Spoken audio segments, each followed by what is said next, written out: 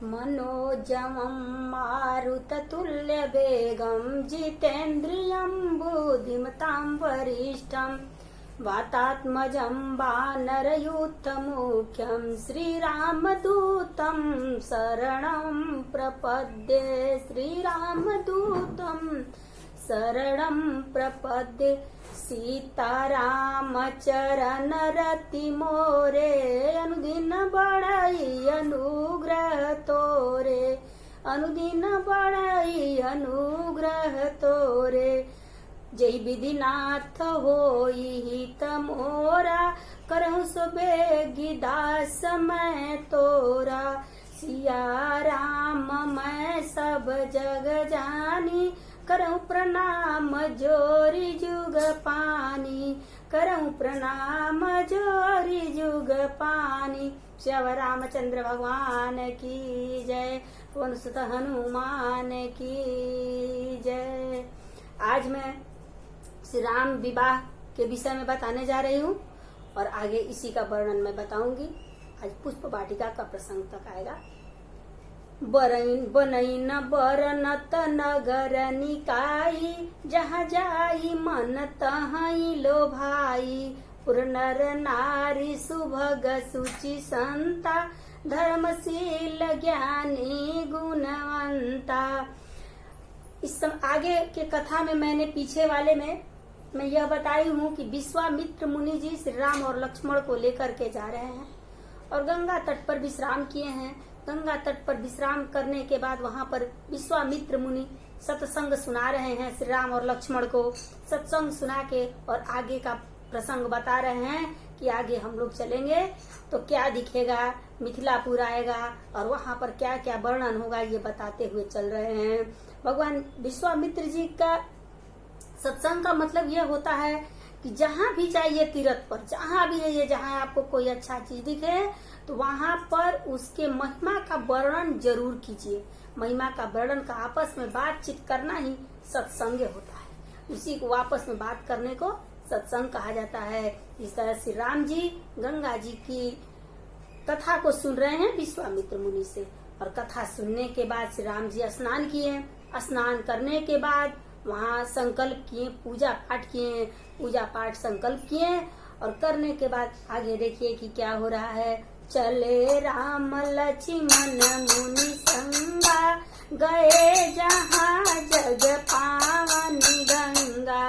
गादी सुत सब कथा सुनाई जय प्रकार सुर सरी मही आई। हर्षि चले मुनि वृंद सहाया बेगी विदेह नगर नियराया। और इस प्रकार कथा सुनाते हुए विश्वामित्र मुनि जी ले चल रहे हैं। चलते चलते विदेह नगर नजदीक आ गया और यहाँ एक अच्छी बात यह है कि भगवान चल कैसे रहे हैं तो भगवान हर्षित होकर चल रहे हैं। कहीं भी जाइए, कुछ भी काम करने के लिए जाइए, हर्षित मन से जाइए तो आपका कार्य सफल होगा और वहीं दुखी मन से जाइए तो कार्य सफलता होने में विलम्ब होता है। और जैसे कि भगवान प्रसन्न मन से जनकपुर जाने के लिए तैयारी में है और जनकपुर जा रहे हैं। जैसे ही जनकपुर नजदीक आ रहा है तो जनकपुर का दर्शन किए श्री रामचंद्र जी और प्रसन्न हो गए। क्यों प्रसन्न हुए? प्रसन्न होने का कारण था, प्रसन्न होने का ये कारण था कि पुरनर नारी सुभग सुचि संता धर्मशील ज्ञानी गुणवंता। कि वहाँ के जो नर नारी हैं जनकपुर के वो कैसे हैं तो धर्मशील हैं, ज्ञानी हैं, गुणों के भंडार हैं और सुचिता है। सुचिता का मतलब होता है कि भीतर और बाहर दोनों तरफ से स्वच्छ हैं। इनका तन सुंदर है, मन सुंदर है, वही सब प्रकार से सुंदर होता है। वहाँ की एक एक नारी सुंदर हैं और सत्संग कर रहे हैं। संत के गुणों के भंडार हैं उनके पास। मिथिला के प्रत्येक नर नारी संत है। यहाँ देखिए राम जी स्वयं मिथिला वासियों को जाकर दर्शन दे रहे हैं। वहाँ राम जी को और जिस राम जी को पाने के लिए मनु और शत्रुपा 23,000 वर्ष तक जप किए और 23,000 वर्ष तक तप करने के बाद तब दशरथ जी के रूप में आए तो अब उनको श्री राम जी का दर्शन मिला। और इधर मिथिला वासियों को देखिए कि बिना किसी जप तप किए ही भगवान श्री राम का दर्शन पा गए। क्यों? क्योंकि इनका मन निर्मल है और इनके पास और भी इनके पास कारण है। इनके पास माँ जगदम्बिके हैं, माँ जगत जननी जानकी हैं। जानकी जी भक्ति हैं। जिनके पास भक्ति है उनके पास भगवान तो स्वयं ही आ जाएंगे और दर्शन देंगे। प्रभु पहुँचे और पहुँचने के बाद विश्वामित्र जी के साथ वहाँ आम के बगीचे में एक पेड़ के नीचे आसन लगाए और वहीं पर वहां पर रुकने के बाद सूचना पहुंची महाराज जनक जी के पास। महाराज जनक जी के पास सूचना पहुंची कि विश्वामित्र मुनि 2 बालक के साथ आए हैं। तो देखिए विश्वामित्र मुनि क्या किए कि विश्वामित्र महामुनि आए, समाचार मिथिलापति पाए, किन प्रणाम चरण धरि माथा, विनय शीस मुदित मुनि नाथा। कुशल प्रश्न कई बारा, विश्वामित्र नृपहि बैठारा। और जब जनक जी सुन रहे हैं कि विश्वामित्र मुनि आए हैं तो जैसे ही ये सूचना पा रहे हैं दौड़े दौड़े आ रहे हैं। और इधर देखिए दौड़े आ रहे हैं लेकिन अकेले नहीं दौड़े हुए आ रहे हैं, अपने साथ में सबको लेकर के आ रहे हैं। किसको? सचिव को लेके आ रहे हैं, गुरु को लेकर के आ रहे हैं, उनके पास जो जो श्रेष्ठ ब्राह्मण है सबको लेकर के आ रहे हैं, अकेले नहीं आ रहे हैं। सूचना सुनने के बाद ये एक व्यवहार की बात है कि अकेले किसी नहीं जाना चाहिए, सत्संग में जाना है तो साथ में लेकर के जाना है। संग सचिव सूचि भूरि भट, भूसुर बर गुर ज्ञात, चले मिलन मुनि नायक कहीं, मुदित राउ यही भात। सियावर रामचंद्र की जय। साथ में श्रेष्ठ ब्राह्मणों का समाज को लेकर के राजा जनक जी विश्वामित्र मुनि जी से मिलने के लिए जाते हैं। विश्वामित्र जी से मिलने के बाद चरण को माथे से लगा करके प्रणाम किए। विश्वामित्र जी प्रसन्न हो गए। प्रसन्न होने के बाद आशीर्वाद दिए कि आशीर्वाद किसी को देना नहीं पड़ता है, आशीर्वाद लेना पड़ता है। आशीर्वाद के लिए झुकना पड़ता है, किसी के सामने झुकिए तो ही आशीर्वाद मिलता है। देखिए जनक जी ने जब झुके तो ही उनको आशीर्वाद मिला, मन से आशीर्वाद मिला कि जाइए आपको भगवान का दर्शन होने वाले हैं, भगवान आपके यहाँ पधार रहे हैं। और जनक जी विश्वामित्र मुनि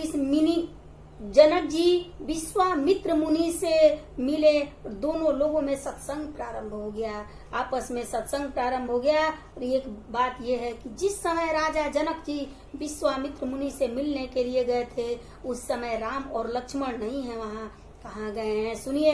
तेई अवसर आए दो भाई, गए रहन देखन फुलवारी। उस समय दोनों भाई फुलवारी देखने के लिए, बगीचा देखने के लिए गए थे। और जिस समय जनक राज जी वहाँ बैठे उसी समय वो दोनों भाई पधार रहे हैं। पुष्प वाटिका में पुष्प देखने के लिए गए हुए थे, इसलिए कि सुबह गुरु जी उठेंगे तो पूजा करेंगे। उनके लिए कहाँ से पुष्प और कहाँ से पत्र लेकर के आएंगे, कहाँ से लकड़ी लेकर के आएंगे, कहाँ से समिधा लेकर के आएंगे, ये तलाश में गए हुए थे। लेकिन जैसे ही पुष्प वाटिका से विश्वामित्र मुनि के पास आए बगीचे में तो वहाँ सभी लोग उठकर खड़े हो गए राघव जी को देखकर, क्योंकि यही तेज हैं जो विश्वामित्र मुनि जी अपने बगल में बैठाए हैं।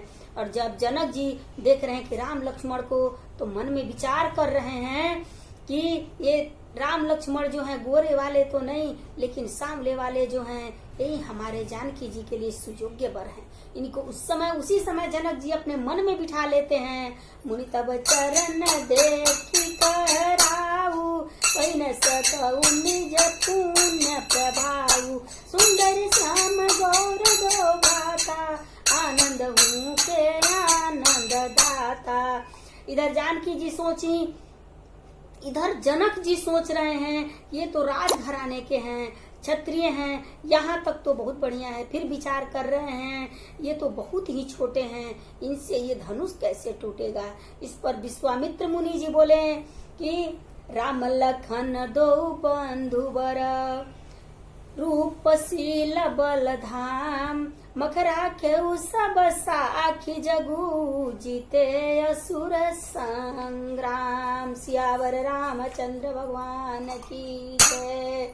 ये दोनों, इन लोगों को छोटा मत समझो, ये दोनों बड़े बड़े असुरों को मार गिराए हैं, यज्ञ की रक्षा करने के लिए ही ये हमारे आए हुए थे। ये कह करके विश्वामित्र मुनि महाराज जनक जी को निश्चिंत कर दिए कि ये लोग धनुष तोड़ने में सक्षम हैं।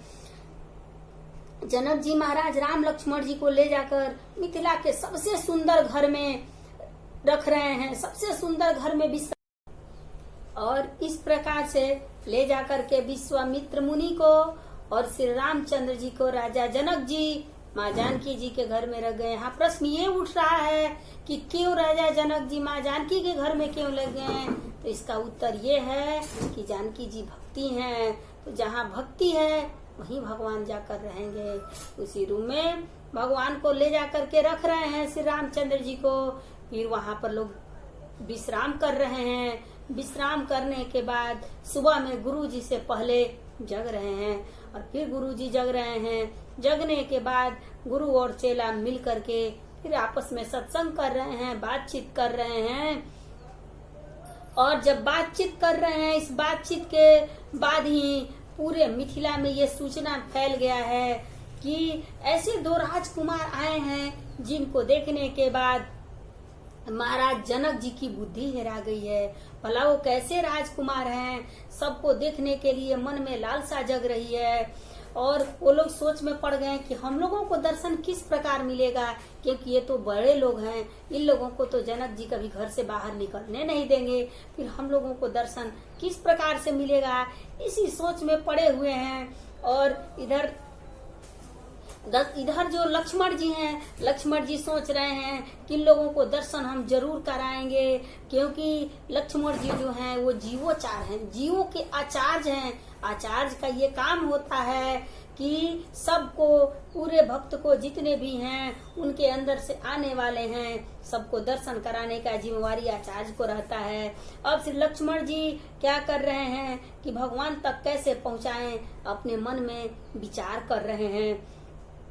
मन में विचार करने के लिए गुरु जी से डरते डरते कहने के लिए सोच रहे हैं कि नगर को देखा जाए। नगर के देखने के लिए बहुत इच्छा हो रही है कि हम लोग नगर देखने के लिए चलें, लेकिन गुरु के डर के मारे कह नहीं रहे हैं। श्री रामचंद्र जी मन में विचार कर रहे हैं कि ठीक है, हम ही कह रहे हैं। वो जा करके गुरुदेव से कह रहे हैं कि गुरुदेव जी, लक्ष्मण जी हैं जो लक्ष्मण जी नगर देखना चाह रहे हैं, लेकिन आपके डर के मारे कह नहीं पा रहे हैं, कहने में सकुचा रहे हैं। नाथ लखनपुर देखन चाहि, प्रभु संकोच डर प्रगट न काहि, जो ठाउर आय सुख पाओ, नगर दिखाई तुरंत ले आओ। ये कह रहे हैं कि हे गुरुजी, अगर आपका आज्ञा मैं पाऊं तो तुरंत जा करके और नगर को दिखा करके घूम करके आ जाऊं। इधर गुरुदेव जी मन में विचार कर रहे हैं कि जो लोग खुद नहीं देखा है दूसरे को नगर दिखाने के लिए किया जाएगा, ये तो पहले देखे ही नहीं है, ये क्या नगर दिखाएंगे। लेकिन वो अपने मन में सब बात को समझ रहे हैं, बल्कि वे अपने कि ये लोग अपने देखने के लिए नहीं बल्कि नगर वासियों को अपना दर्शन कराने के लिए जा रहे हैं, नगर वासियों को दर्शन कराना चाह रहे हैं। इसलिए गुरुदेव ने आज्ञा देते हुए मुस्कुराते हुए कहें कि जाई देखिया वहु नगर, सुख निधान दो भाई, करहु सुफल सबके नयन, सुंदर बदन दिखाई। कि जाओ और तुम लोग नगर को देख करके आओ, और नगर देखने के बाद सबके नयन को सुफल कर दो। सारे नगर वासी जो तुम्हारे दर्शन के लिए व्याकुल हैं, उनके नयन को सुफल कर दो। जाए और जल्द ही शीघ्र ही वापस आप लोग आइएगा। और जैसे ही राम लक्ष्मण चले तब बाबा तुलसीदास जी कह रहे हैं, देखन नगर भूप सुत आए, समाचार पूरे बाती न पाए, भाए धाम काम सब त्यागी, मनोरंग निधि लूट न लागी। अब उस समय क्या कर रहे हैं, कि जितने नगरवासी हैं, नगरवासी जब ये समाचार सुन रहे हैं कि वो राजकुमार आ रहे हैं, निकल रहे हैं, घूमने के लिए आ रहे हैं, नगर को देखने के लिए आ रहे हैं, सब लोग अपना जैसे तैसे काम छोड़ करके दौड़ रहे हैं। जो जिस काम में था सारे काम को छोड़ करके भगवान को मिलने के लिए दौड़ रहे हैं। अर्थात अगर भगवान से मिलना है, राम से मिलना है, तो काम को छोड़ना पड़ेगा। काम छोड़ने से ही राम की प्राप्ति होगी, अन्यथा राम की प्राप्ति नहीं हो सकती है। पुरुष लोग तो सभी लोग अपना काम धंधा छोड़ करके दौड़ पड़े, लेकिन घर की जो महिलाएं थी, सखियां थी, वो बेचारी कैसे जा पाए। वो अपने अपने घर में ही अपनी सखियों के साथ अपने झरोखों पर चढ़ करके देखने में लगी हुई हैं कि इसी रास्ते से रामचंद्र और लक्ष्मण जी वो जो दोनों राजकुमार है जाएंगे तो हम लोगों को दर्शन मिल जाएगा। जरूर इसी रास्ते से जाएंगे और मैं जरूर देख लूंगी। निरखी सहज सुंदर दो भाई, होई सुखी लोचन फल पाई। जुट गान झरोखन लागी, निरखई राम रूप अनुरागी। सोच रही हैं इसी रास्ते से राम और लक्ष्मण जाएंगे और मैं उनके रूप को देख करके अपने नयन को जुड़ा लूंगी। और यहाँ पर एक बात और ये आती है कि जिसको अपने पुरुषार्थ पर भरोसा है वो तो बहुत दिन लगता है। देखिए वो लोग दौड़ रहे हैं काम छोड़ छोड़ करके, लेकिन जिन पर भगवान की करुणा होती है, जिस पर भगवान की ममता आएगी, उनको किसी के कहीं दौड़ने की जरूरत नहीं पड़ेगी, बल्कि भगवान अपने आप आ करके दर्शन दे देंगे।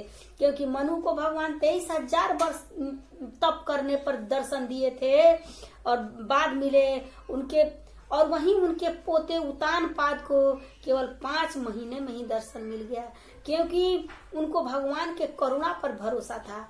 मनु को अपने तप पर भरोसा था, वो तप में लगे कि मैं तप से जरूर प्रसन्न कर लूंगा, लेकिन उतानपाद को भगवान के करुणा पर विश्वास था कि भगवान करुणा के सागर हैं, वो जरूर दर्शन दे देंगे।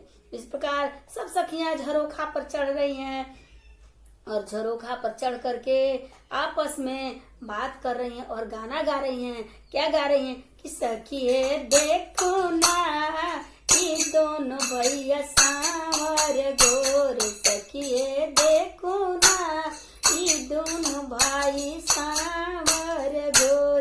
अब तक न देखनी हम ऐसा सूरतिया, अरे अब तक न देखनी हम ऐसा सूरतिया। सखिए देखो ना मनवा नया नवा के चोर। सखिए देखो ना ये दोनों भैया सांवर गोर। सखिए देखो ना मनवा पर मगनवा देख राखी सावधनवा। सखिए देखो ना बनवा में नाचे जैसे मोर। सखिए देखो ना मंगला से पैतीन के अखिया में बसैती। सखिए देखो ना आरती उतरती सांझे भोर। सखिए देखो ना ये दोनों भैया सांवर गोर।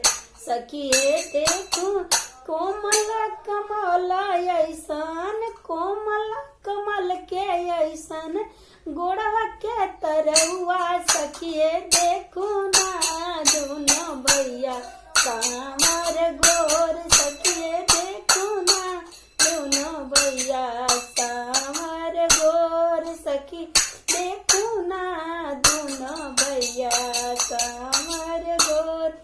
इस तरह से सखियां देखती हैं और आपस में बात कर रही हैं कि यदि महाराज सामने वाले को देखेंगे तो अपने प्राण को जरूर त्याग देंगे, क्योंकि सीता का विवाह जरूर कर देंगे। एक सखी कह रही है देख लीजिए महाराज देख लिए हैं, लेकिन अब तक अपने प्राण को महाराज छोड़े नहीं हैं, अभी अपने प्राण को नहीं त्यागे हैं।